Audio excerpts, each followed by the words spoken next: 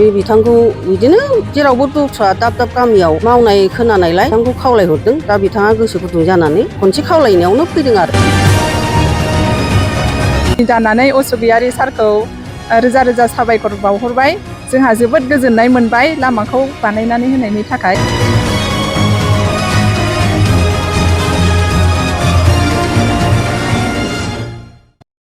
दिनै जोंनि गियानपुरि गामिनि लामाया ओरैबादि उसुबिदामोन थांनो फैनो थाखाय बेसेबांबा खस्थ'मोन। बेनिफ्राय दा जोङो असान्थिनि थाखाय जेरैबो सान्थियै सोलिनो ओरैबायदि गोसोआव जों साननानै दिनै अशक गयारिखौ सारखौ जोङो खनसे खबर हरनायलाय बिथाङा मोदोम गुदुं जेरावबो हेंथा होआ। दा गोसो गुदुं लानानै बियो खनसे खावलायनायावनो फैबाय बिथाङा। दा जोंनि सायाव बिनि थाखाय गथि गथि रोजा रोजा साबायखर थाबाय रायजो राजा नोंथांमोन। दा आं एसेबांखिनिबो बुंनो आंहा जेबो माबा गैया। खालि जे बे लामानि थाखायल' बे बिथांखौ मदद होफैनायनि थाखाय जोङो मोजां मोनबाय आरो। जेनेबा बयबो आइ आफानि सिगाङाव जेनेबा बयबो नुबाय। ओंखायनो जेरै मावदों एरै जोंबो जाहाथे सान्थि भाबै थाबायलांनो हादों मोनलांबानो जोंनो बेनो जथेस्थ' गोजोननाय थाबाय।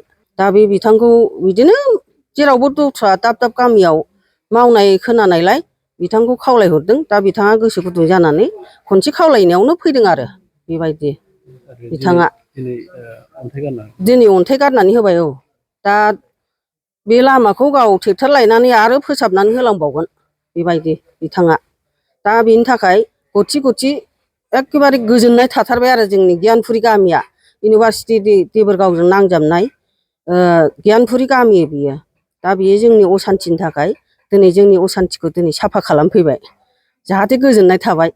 जानानै असबियारि सारखौ रोजा रोजा साबायखर बावहरबाय।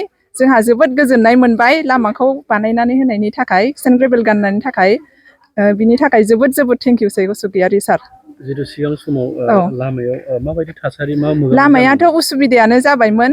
गथ'फोर स्कुल लांलाय लाबोलाय खालायनायावबो आरो जों ओरैनो थाबायनायावबो बेरायनायावबो माने उसुबिदा जाबायमोन आरो। दा सारआ खनसे खावलायनायावनो जोंखौहाय नायहरबाय। बिनि थाखाय जों जोबोद जोबोद गोजोननाय थाबाय आरो।